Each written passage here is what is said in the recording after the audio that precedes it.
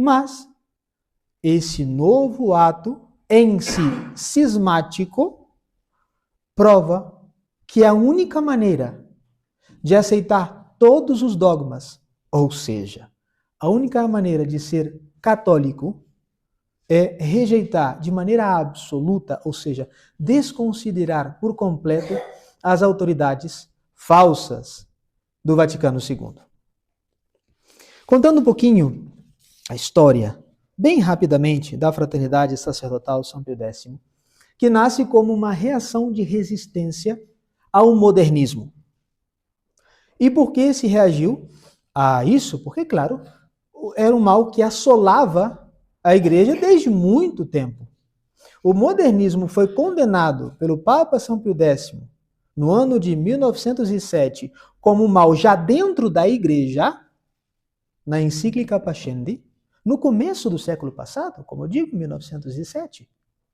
Então era um mal que já estava dentro da Igreja. O que dirá 1963, que é quando começa a obra magna do modernismo.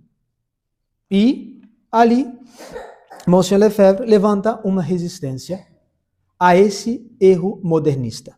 Agora, nós devemos atender ao seguinte: o que mais chama a atenção no modernismo é o seu estereótipo. As missas de palhaçada, padres vestidos de super-homem ou de Batman ou disfarçados de palhaço, mulheres no altar, as pessoas comungando na mão e depois limpando como se não fosse nada. Graças a Deus a presença eucarística não está ali, porque senão seria profanação sobre profanação. E assim sucessivamente. Mas isso é o que chama a atenção do modernismo. Mas lembre-se, o modernismo não é esse estereótipo. De fato, São Pio X nem fala disso na encíclica Pascendi. O problema é um problema filosófico e teológico, que, resumidamente, quando São Pio X condena o modernismo, ele não condena como uma heresia comum, senão como a síntese de todas as heresias.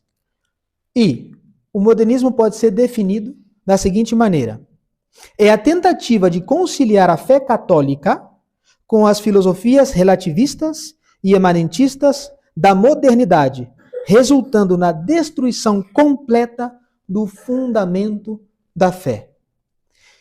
E nessa encíclica, o Papa São Pio X, ele elabora uma extensa explicação de por que o modernismo é tão nocivo, ao ponto de ser tratado não como uma heresia comum, senão como a síntese de a Fraternidade Sacerdotal São Pio X e comunidades afins. Elas são modernistas. Elas não têm o estereótipo, mas têm o espírito. Se nós procurarmos uma resistência ao modernismo que cure somente o estereótipo, é a mesma coisa que colocarmos um esparadrapo em cima de um câncer. Nós não vamos ver aquele câncer, mas ele vai consumir os nossos corpos até levar-nos à morte. O problema do modernismo não é o estereótipo, senão que o ataque contra a verdade. Dois dogmas são negados ou modificados dentro da Fraternidade São Pio X e comunidades afins. O que eu quero dizer? A administração apostólica, né, os padres de Campos, Fraternidade de São Pedro e todas essas comunidades que tentam somente tirar o estereótipo do modernismo. A infalibilidade papal, o que é? Tantas vezes falamos nas conversas particulares, nas catequeses, mas aqui, dentro de um sermão, o verdadeiro sumo pontífice, como foi definido dogmaticamente no Concílio Vaticano I e único, em 1870, o Romano Pontífice sempre que fala com relação à moral, fé e costumes, é infalível. Não pode levar todas as almas ao erro, ao pecado e à impiedade. Por quê? Porque Deus assim o prometeu. E A igreja nos dá isso como um dogma. E não podemos negá-lo se queremos permanecer católicos. E a indefectibilidade da igreja, que também é um dogma, é negado ou modificado dentro dessas comunidades. Por quê? Uma pessoa que vá à fraternidade de São Pio X, ou um sacerdote que celebre a missa tradicional, mas está ali dentro, quem lhe dá o direito, se é que a igreja do Vaticano II é a igreja católica, quem lhe dá direito para dizer que a missa nova não é boa, não é válida e não santifica? Se é a palavra de Deus, eles têm que aceitar.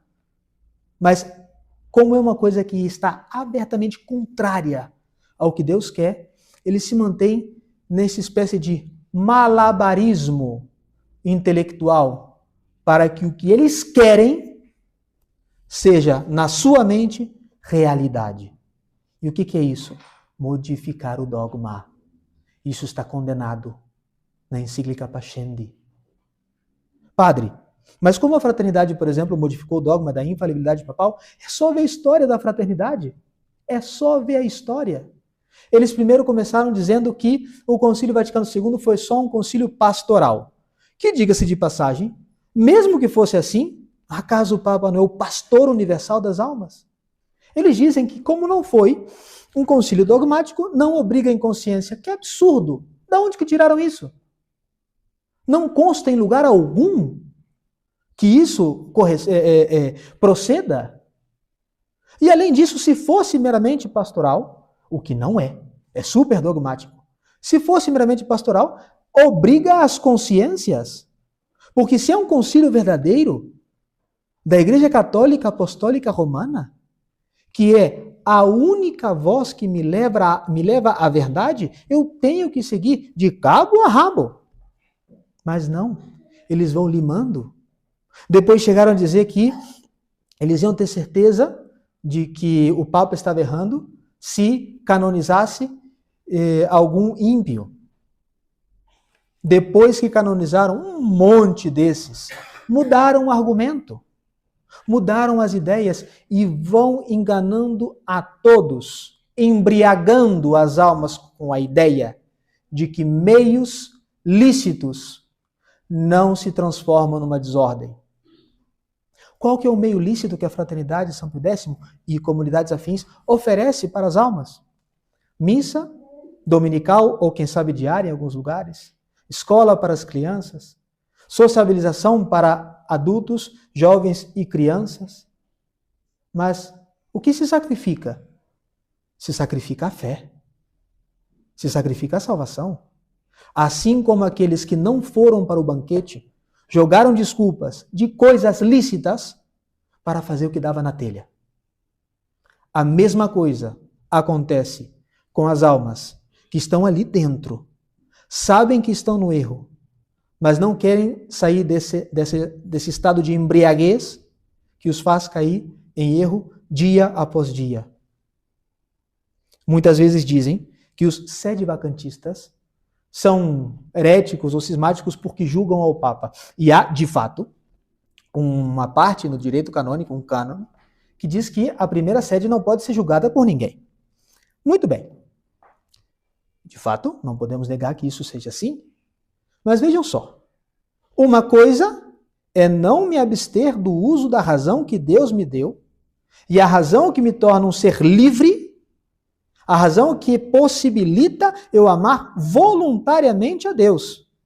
Eu não posso sacrificar a minha razão acreditando em coisas contrárias a ela. A Deus lhe sobra a autoridade para exigir que nós acreditemos em coisas que estão por cima da nossa razão. Se eu conheço e sei que a igreja é indefectível, ou seja, não pode dar ao mundo um culto que seja nocivo para as almas, porque a missa nova é um culto nocivo, é um culto protestantizado, é um culto que teve pastores protestantes trabalhando na sua codificação. Isso não é mistério e segredo para ninguém. A igreja não pode me dar leis perversas, não pode me dar doutrinas que me afastam da verdade de Cristo, é indefectível. E o Papa doce Cristo na terra, que por mais que possa ter defeitos pessoais, enquanto sumo pontífice, enquanto exercendo a sua função de mestre e pastor universal de todas as almas, não pode errar em sua função. Isso é dogma, isso é catecismo. E se eu vejo que, de fato, existe uma igreja que é defectível, que me dá um culto que me faz mal, que me dá doutrinas perversas, que eu tenha que escapar de suas leis para tentar ser católico, como isso pode ser a igreja? Se o Papa me leva à adoração da Pachamama, me dá o exemplo de beijar o Corão, que nega a divindade de Cristo e tantas outras verdades, me dá o exemplo de me unir com todas as falsas religiões e dizer que estamos rezando todos juntos por um só Deus, isso é julgar ao Papa? Não. Isso é não se abster do uso da razão. Porque Deus não nos pede impossíveis. Agora, a fraternidade de São Pio X sim julga. Porque eles reconhecem como verdadeiro. Eles reconhecem que é a verdadeira autoridade. Eles reconhecem que são uma hierarquia verdadeira. E resistem. Procurem. E se debrucem sobre os livros, jamais vão encontrar na história da igreja, jamais vão encontrar na história da igreja uma pessoa que tenha chegado à santidade por meio desse método. Exemplo, a igreja oriental, que foi prolífera de santos até que se separou da igreja romana. Eles mantiveram os sacramentos, hein? Os cismáticos, os ortodoxos, orientais, mantiveram os sacramentos, mas perderam o que santifica de fato a alma, que é a fé sobrenatural. Aonde ficaram os basílios? Onde ficaram os gregórios? Onde ficaram os atanásios? Para a história. A história que estava unida a Roma verdadeira. Então, queridos fiéis, os sacramentos só pelos sacramentos não santificam. Sem a fé sobrenatural, não santificam. Lutero era sacerdote, quantas missas ele rezou? Ário era sacerdote, quantas missas ele rezou? Nestório também. Sem a fé, sem essa união íntima com a verdade, não há verdadeira santidade, não há verdadeiro amor de Deus. Então nós devemos decidir. Ou negamos os dogmas, que isso é uma mera e franca heresia, modificamos os dogmas para adaptar ao nosso conforto, para que não perdamos alguns meios lícitos, que é o modernismo, ou aceitamos todos os dogmas, que é o sedevacantismo. Queridos, o sedevacantismo é a única maneira de ser católicos. Porque temos os sacramentos e temos a fé completa, sem ser mutilada, sem ser modificada, sem ser transformada. É difícil? Sim. Temos que nos abster de um monte de coisas, de comprar um terreno, de comprar uma junta de bois, de nos casar, mas vamos para as bodas. Vamos para as bodas.